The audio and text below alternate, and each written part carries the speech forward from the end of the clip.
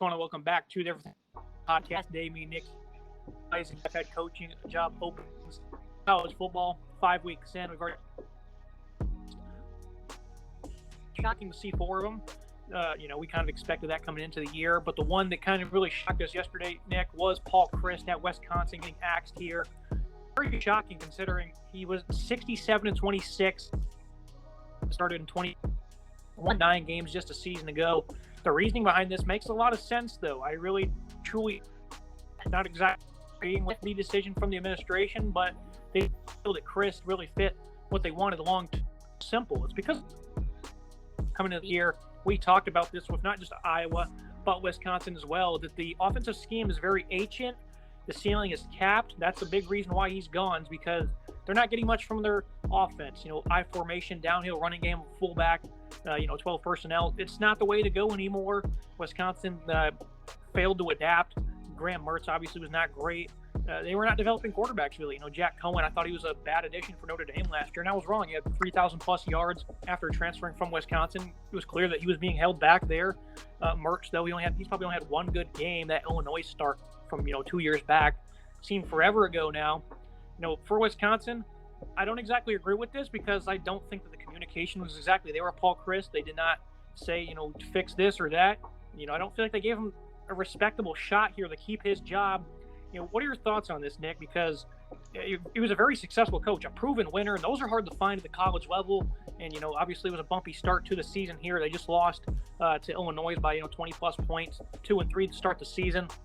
I think that it's pretty simple, though. The offensive scheme, the lack of creativity, just no commitment to find any creativity. I think that's what led them to saying that the long-term future, we don't want him. Do you agree with the decision? This was an interesting one for me. This team has had some success during his era. They won 3 division titles in the Western Division of the Big Ten. They also won the Orange Bowl, the Cotton Bowl, played a really nice Rose Bowl, and lost that in 2019. So it's not like the other 4 coaches we're going to look at here that really lacked success across the board. Paul Chryst actually had success at Wisconsin, but it just was the offense that was absolutely limiting him. When you run that type of formation and system, you're just going to be handcuffing yourself from the get-go. You're going to find yourself struggling to pick up wins because you're just not going to be able to put points on the board. The offensive recruiting has not been there. They certainly could run the ball, but they could not throw the ball whatsoever, and that really was their downfall here. Wisconsin might be thinking it's time to move to the modern age. That was always good for you. You could always win 8 games, 8, 9 games, 8, 9, 10 games when you run that type of offense, as long as you have a solid defense. But if you're a school like Wisconsin, you want to be competing for national championships or Big Ten championships. You will not be competing for either if you run that type of offense. You'll always find a way to get blown out by the bigger, more potent offenses such as Ohio State, Michigan State. So Wisconsin makes this move despite the strong record. 67-26 is a very impressive record. 43-18 in Big Ten play. I mean, that is a strong record to see from a coach, including a 9-0 season in Big Ten play in 2017. But I do understand this firing and this move, because if you are Wisconsin, you have bigger visions. If you're a Wisconsin administrator, you have bigger visions. You want to win more than just a bowl game at the end of the season. They want to be competing on the national level. They're not going to do that with a coach that has an offense run like that. Yeah, that brings you right back to the ceiling is capped with him. That is, 100% the reason why. Yeah, 10, 9 wins. That's great every single year. An occasional trip to the Rose Bowl and whatnot, in year 6 game, but ceiling's capped, so we're going to move on. You see that in other sports, though, from time to time, where a guy gets fired for winning. It's pretty rare, but it does happen. So we do want to agree. I'm just assuming that there wasn't much, because we would have probably seen a different product on the field, I believe. At least in a desperation attempt to save his job. But you look at his bowl record, he won games, 1 loss. This is a team that makes to the postseason and they actually compete and try hard. So very shocking to see this from Wisconsin. Teams like Utah rather, that runs a similar scheme with 2 personnel, downhill running, and successful for Utah. But the thing is, they also getting shotgun a lot. They'll throw it around 30 times a game. And Wisconsin, they usually end up throwing it 32. So it's certainly not the way to go.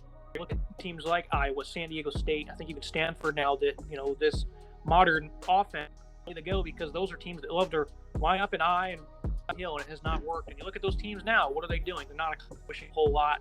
And even if they do, they start to play their defense to get gap for them. They get absolutely hammered. That's what you've seen with Wisconsin, especially when they play Ohio State. They want to beat the Buckeyes, so that's why they're moving on from Chryst. Very interesting move, though. target Tim Leonard. He got promoted to interim. I think that the interim tag will get removed eventually. I believe he's going to be the way to go. The great defensive coordinator for a handful of years ago. He's only been a coach for a handful of seasons. His entire tenure has been with the Bat. What Notre Dame did last year, they don't want to lose.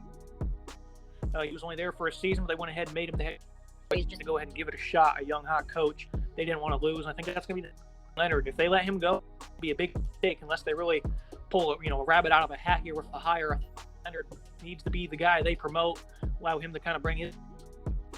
What do you think, Nick? Because, I don't really agree with this, but I understand it, but I would not understand letting Leonard walk.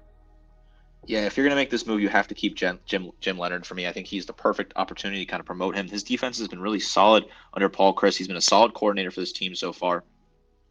And if you're going to fire a coach like Chryst, who, like we said, he was hitting 9-10 wins this season, which is certainly impressive for a lot of schools, but a school like Wisconsin wants to be achieving more than that. Jim Leonard, I think, has the potential to bring that as long as he brings in a coordinator on offense who can kind of transition this school to a more modern type of playing football. I think Jim Leonard's got to be the guy to keep this job. They should take that interim tag off him after maybe a few weeks or even wait to the end of the season, but they cannot let him leave Madison.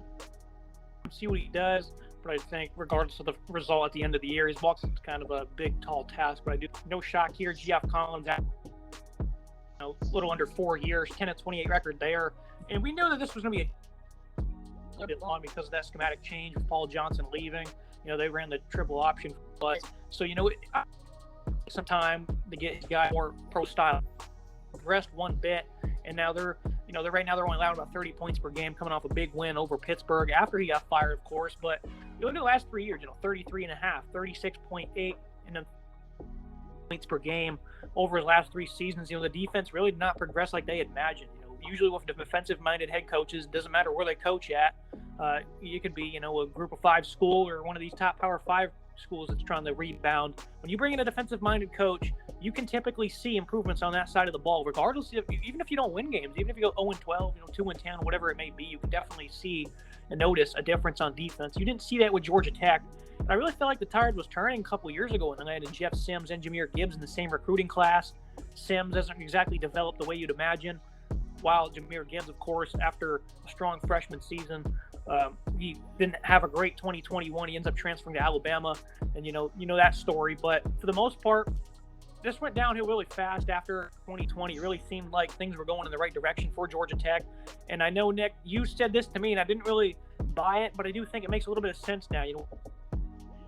Obviously, offensive minded, but so now I don't know what kind of targeting. I know he interviewed at TCU last year, so our 5 level.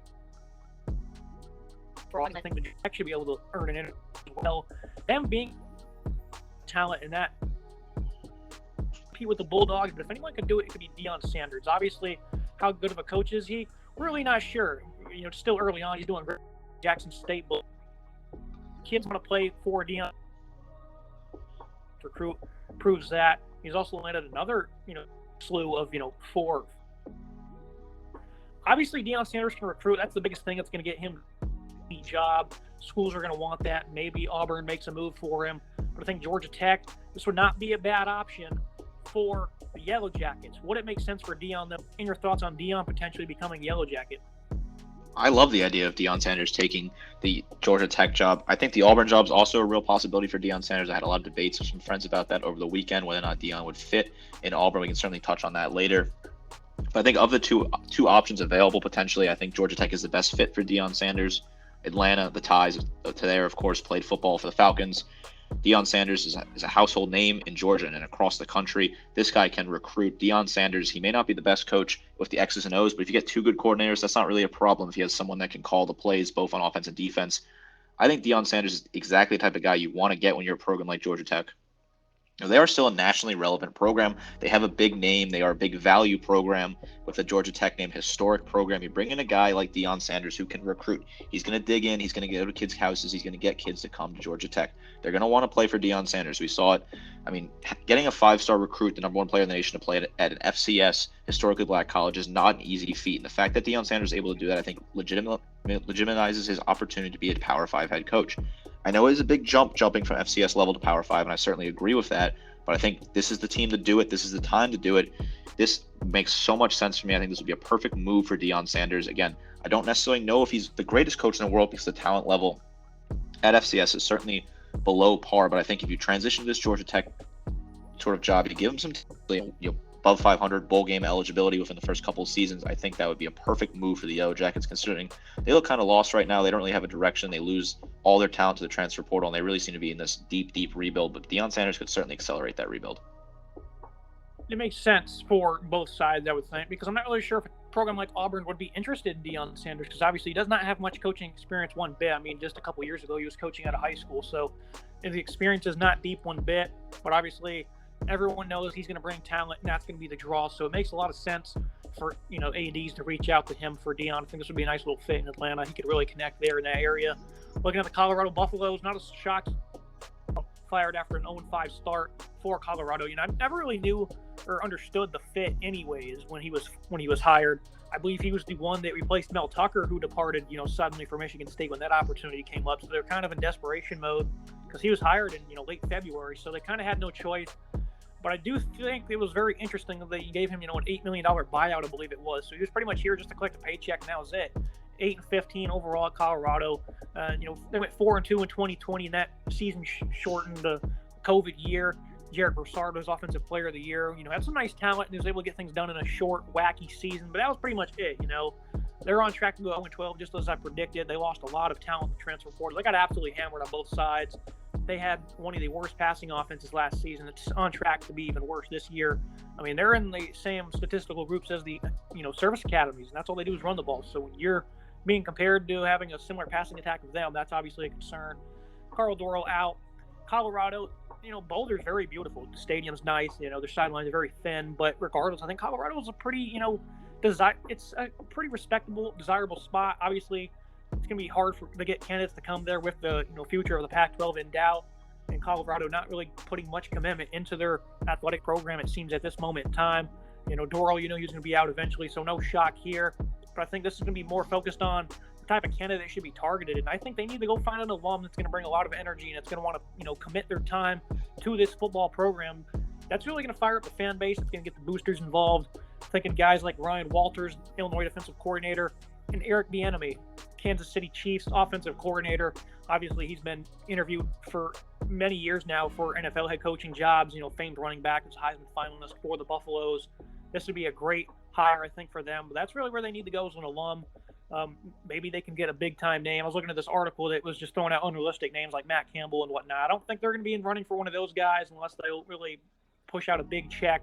I think an alum, Nick, is the way to go because they're really going to put their time, their energy, and they're really going to fire this program up. So I think that is the only way to go here for Colorado. Anything other than that, I would consider a bust. I agree. Dorrell, he was an emergency hire. Mel Tucker bolted from Michigan State. Don't blame Mel Tucker for leaving. I think that was a great move for him. Obviously, they need to grab somebody, and when you have a guy like Dorrell who was really not doing much, he was with the Dolphins as an assistant coach and as wide receivers coach, and that didn't really work out. He ends up here at Colorado after previously coaching UCLA back when they were back in the Pac-10 times. He had a decent record at UCLA during that time, 35-27. Won a bowl game. Had his team bowl eligible all the seasons that he was in LA, but just really wasn't working out for him in Colorado. I think the task in Colorado is one of the more difficult ones of these opening jobs because I just don't see the investment from the athletic department. I totally agree with you that an alumnus has to take over this job. Someone that's going to be fired up, someone that's going to be excited about Colorado football. Because if you bring in an outsider, I really just don't think they're going to have the kind of energy and commitment to recruiting they're going to need. Colorado is certainly a desirable destination. Boulder's a great town, great college town, great atmosphere when this team is playing well, but they really just have not for a solid period of time.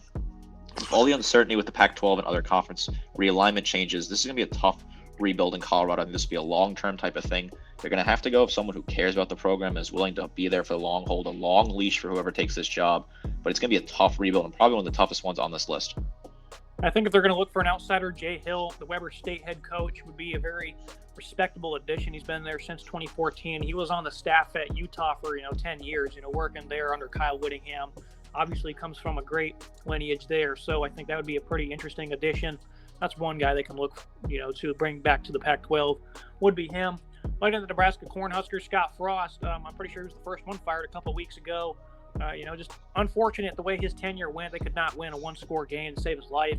had no winning seasons, 5-7 in 2019. Last year was probably his best team he's had at Nebraska, and they went 3-9. He was fired after the loss to Georgia Southern, where the Eagles, who were transitioning from an option offense to a more modern style themselves, put up 40-plus points. That's just absolutely embarrassing to do that in September, fresh off that change. So that was not great look there. He was fired the next day, of course. They didn't even want to wait a few weeks, whereas buyout would have been, I believe, would have been like $6 or $7 million compared to the 12 or 13 it already was. So obviously they were ready to get rid of Scott Frost. The biggest reason it failed was because he couldn't win those close games, of course, but the offense did not progress one bit. He's pegged as this offensive-minded coach that can develop quarterbacks, and that was true at UCF in 2017 where they went 13-0. And it was true at Oregon when he worked under Chip Kelly, but it did not work at Nebraska. Adrian Martinez a couple seasons ago entered the season as a top 3 Heisman favorite, ended up playing completely poorly. It was a very rocky road there for Martinez at Nebraska, who was supposed to be this great dual-threat quarterback, and he's having a great season so far with Kansas State. Frost just could not put it together, Nick. This offense did not seem to click the way we had imagined. The defense, I thought they were pretty solid, especially last season.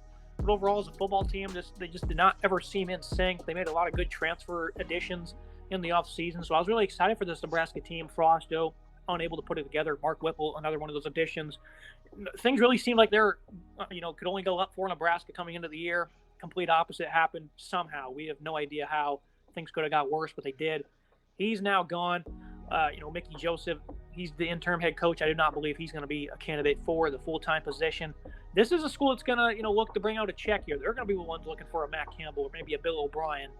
Maybe even give a call to Cincinnati's Luke Fickell. Nebraska in a very interesting position because they have really struggled since getting rid of Bo Pelini, which was an up-and-down tenure for him as well. Trev Alberts here, the AD, very interesting addition is going to be on his desk because this is going to be a make-or-break hire here. They pack it 100,000 strong every Saturday, but what do you expect from Nebraska in this coaching search? I respect the dedication from Nebraska fans. The fact that they sell that place out every single weekend is incredibly impressive from the Nebraska Cornhuskers fan base, but the coaching was just not there. Scott Frost got a longer leash than he probably deserved simply because he was an alumnus of the university. He was a great player for them back in their golden era in the early 2000s. Frost gets canned early on this season, certainly deserves it after the shambolic coaching performance out in Ireland. I mean, calling that onside kick against Northwestern while up 11 was just a really dumb decision, and it cost his team the game as the momentum completely swinged to the Wildcats at that point. Frost, I don't know where he ends up from here, and I don't really know what direction Nebraska goes. You really think this would be a very interesting job, but considering how deep the rebuild's going to be in Nebraska, I don't know who's really willing to take the gamble on this because those fans think they can win day one. They want to win now, and it's certainly going to be a long rebuild. There's a lot of building that has to be done out in Lincoln.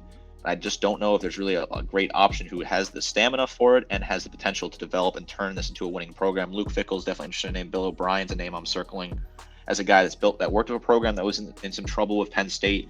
Was able to turn them around a little bit considering what they were really going through in that turmoil time out there in Happy Valley. So I think Bill O'Brien would be a solid shout for this job. But this is a tough job. I wouldn't want to take this job if I was a coordinator or a head coach in college football because they demand a whole lot of you in Nebraska, and the talent they have right now just really isn't there to produce what they expect. I think this is a tough ask. Bill O'Brien would be the guy that I would hire if I was Nebraska, but I also think Luke Fickell, if you can pull him away from Cincinnati, would be an incredible hire for Nebraska. I do not believe Fickell's going anywhere, but I do think Dave Aranda could potentially make his way over to Nebraska. Maybe Matt Rule, if he becomes available. Those would be some good hires. It's really hard to pinpoint which one. Most of these jobs last year, I guess I'll backtrack on that because Lincoln Riley going to USC came out of nowhere. So did Brian Kelly to LSU. A lot of those were out of nowhere. So I think you're probably going to expect that with Nebraska. It's really hard to pinpoint which candidate because you're going to name 5 guys. It's not going to be either one of them. It's going to be someone probably even better. I think that's what you could probably expect. Nebraska, I do think they're going to make some strong plays, though, for a lot of those names that we mentioned. Like you said, it's not a desirable place. It's really hard to recruit there. So, they got to go deep in, places like California, Florida. Recruiting did not work for Scott Frost. So they have to make, big time trips. They can't just pull guys locally. That's going to be a big problem. So that's another reason why it's not very desirable. But I do think this new administration, they're going to be patient with whoever they hire. So I do think you can look forward to that. It's going to be interesting to see what he can pull here. New athletic director for Nebraska. And finally, looking at Arizona State, Herm Edwards. I love Herm Edwards. I always loved him on ESPN. I thought, he was a great hire here. It went downhill for him. This team, they had some great talent over the years. I could just never really put it together. Jaden Daniels, of course, he never progressed one bit. He ended up transferring after giving the program his word that he would stay put, and he ended up leaving for LSU anyways. 26-20 record overall for ASU, and they lost to Eastern Michigan, where apparently his staff was leaking, information so he could get him fired. And I believe a big reason why, and I could be wrong on this, someone please correct me, but I believe a lot of the stuff that was going on is that his assistant coaches, they were getting pegged with these recruiting violations that Herm was encouraging. I believe that was what's going on. He's kind of scapegoating his assistants, I heard. Transferred out on both sides. A handful of assistants were fired. NCAA was going to come down with some type of sanctions.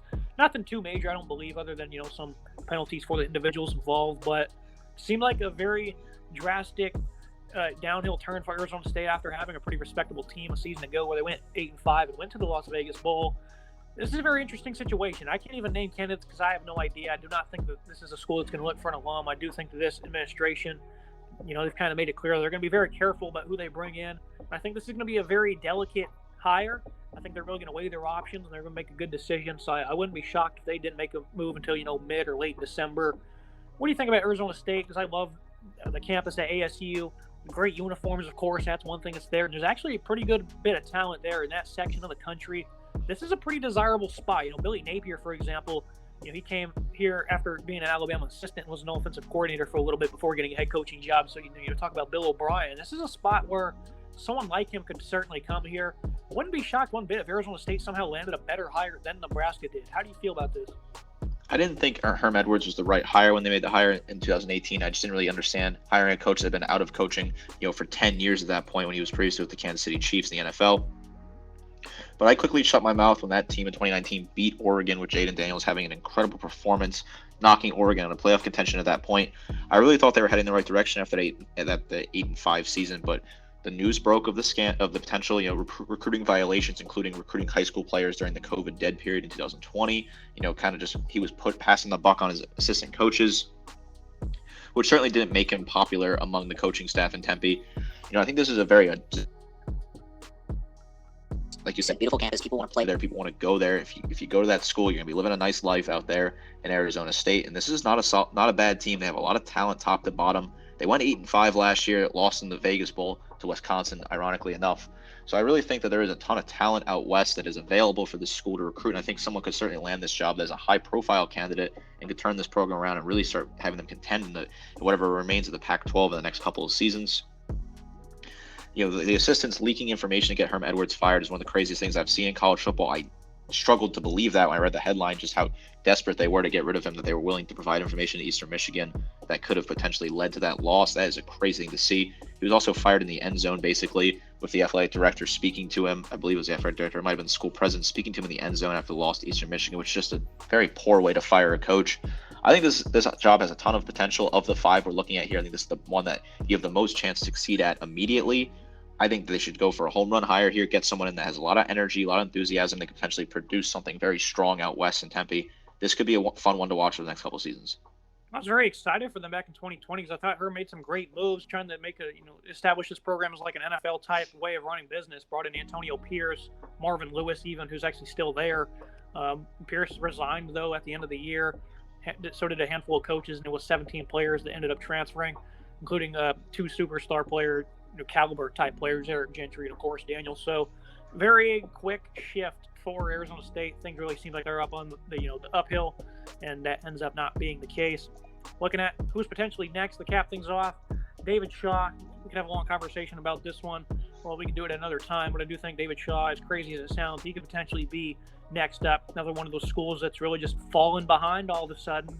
This is not the same Stanford team you're used to seeing. Jeff Scott, USF, tough job there in Tampa. Brian Harsin, the administration does not seem to have his back one bit. Neither do the boosters. He's going to be gone unless he can pull a rabbit out of a hat, maybe beat Alabama or something. That's really what it's probably going to take. Kirk Ferentz, I didn't think Paul Chris would get fired. I don't think Ferentz will get fired, but same thing goes for him. Offensive scheme. Defense is great. I mean, it's going to be the same every single year. It's really capped with Ferentz at this point, but he's been here for so long, it'd be a disservice to fire him, especially if he's winning football games. Scott Satterfield at Louisville, bumpy start to 2021, but he's starting to recruit pretty good. I think next year's classes right now got some nice guys coming in, top-ranked running back as well. I think his name's Ruben Owens or something like that. Jake Spavital at Texas State, very young, very interesting hire there. We'll see how long he can remain with TSU, even though he's only 37 years old. He's been there 4 years now. So if he can't start winning games, he'll probably be fired. And you put Eli Drinkwitz on this list.